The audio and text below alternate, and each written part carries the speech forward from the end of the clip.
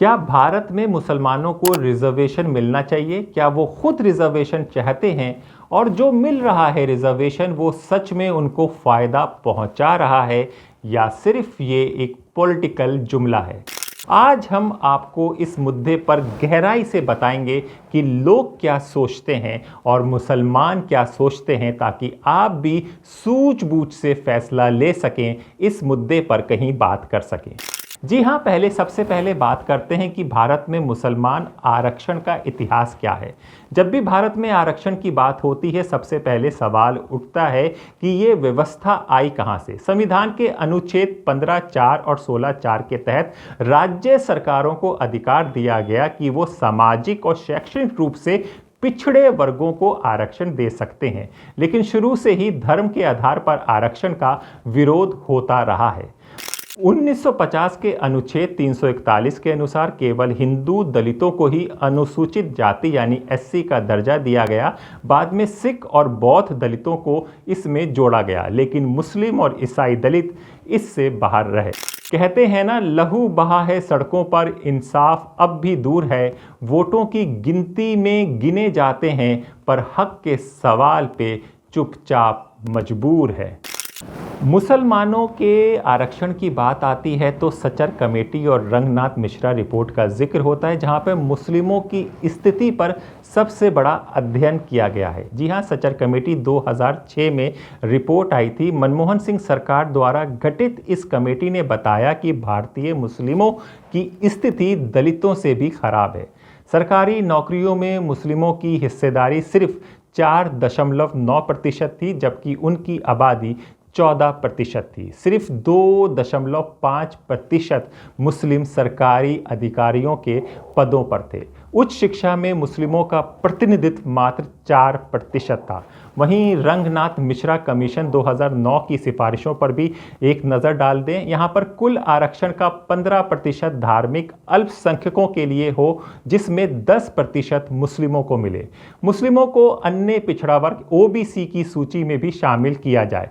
सरकारी नौकरियों और योजनाओं में 10% कोटा मुस्लिमों के लिए आरक्षित हो, पर कांग्रेस सरकार ने इन सिफारिशों को लागू नहीं किया और मामला ठंडे बस्ते में चला गया। राज्यों में मुस्लिम आरक्षण का क्या हाल है, ये भी आप समझिए। केरल की बात करते हैं, जहां ओबीसी कोटे में 8% मुस्लिमों के लिए आरक्षित है। तमिलनाडु और बिहार ओबीसी लिस्ट में कुछ मुस्लिम जातियों को शामिल किया गया है। कर्नाटक पहले 4% आरक्षण था, जिसे 2023 में ख़त्म करके वो कलिंगा और लिंगायत समुदाय को दे दिया गया। तेलंगाना और आंध्र प्रदेश, यहाँ पर मुस्लिमों को पिछड़े वर्ग में डालकर 4% आरक्षण दिया गया, लेकिन सुप्रीम कोर्ट ने धर्म आधारित आरक्षण पर रोक लगाते हुए कहा कि मुस्लिमों को एक अलग श्रेणी बनाकर आरक्षण देना संभव नहीं है। दलित मुस्लिमों और ओबीसी मुस्लिमों का मुद्दा भी बहुत रहा है। हर मुस्लिम को एक जैसा नहीं देखा जा सकता। भारत में 72 फिरकों के मुस्लिम हैं, जिनमें से कुछ बहुत अमीर हैं तो कुछ बहुत गरीब हैं।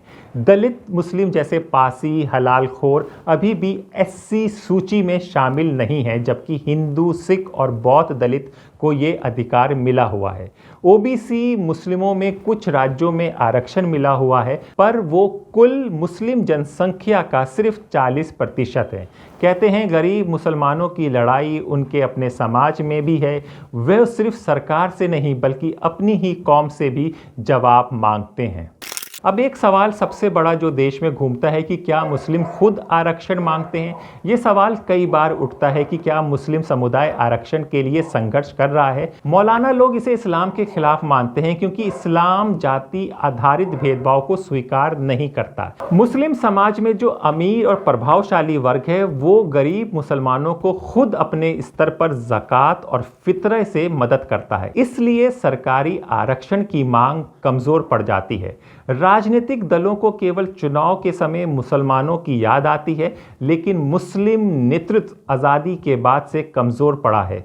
वो कांग्रेस, लालू, नीतीश, मुलायम, मायावती, ममता और केजरीवाल में अपना नेता खोजते हैं। अब ये भी समझिए कि राजनीतिक दलों का क्या रवैया है। भाजपा मुस्लिम आरक्षण का विरोध करती है। अमित शाह ने साफ कहा है कि एससी, एसटी, ओबीसी कोटे को मुस्लिमों के लिए बदला नहीं जाएगा। कांग्रेस और क्षेत्रीय पार्टियां मुस्लिमों के आरक्षण की बात तो करती हैं, लेकिन सत्ता में आने के बाद इसे लागू नहीं कर पाती। मुस्लिमों के पास अपना कोई मजबूत राष्ट्रीय नेता नहीं है। वो सिर्फ वक्फ बोर्ड, हज कमेटी, माइनॉरिटी कमीशन के पदों तक ही सीमित रह जाते हैं। अंत में सवाल यही उठता है, क्या धर्म के आधार पर आरक्षण देना संविधान के मूल सिद्धांतों के खिलाफ है? क्या मुस्लिम समाज खुद इस मुद्दे पर बटा हुआ है? क्या आरक्षण से गरीब मुसलमानों को सही मायने में फ़ायदा होगा या फिर कोई और तरीका निकालना चाहिए? वोट तो मांगते हैं हमसे हर कोई, मगर हक की बारी आती है तो सब खामोश खड़े हो जाते हैं। हमने आज इस मुद्दे के हर पहलू पर चर्चा की। फैसला आपका है। क्या मुस्लिम आरक्षण से वाकई सामाजिक न्याय मिलेगा या फिर ये सिर्फ राजनीति का एक और जुमला भर है? तो अपने दोस्त हैदर अब्बास नकवी को इजाज़त दीजिए। फिर होगी मुलाकात एक नए विचार के साथ। तब तक के लिए नमस्कार।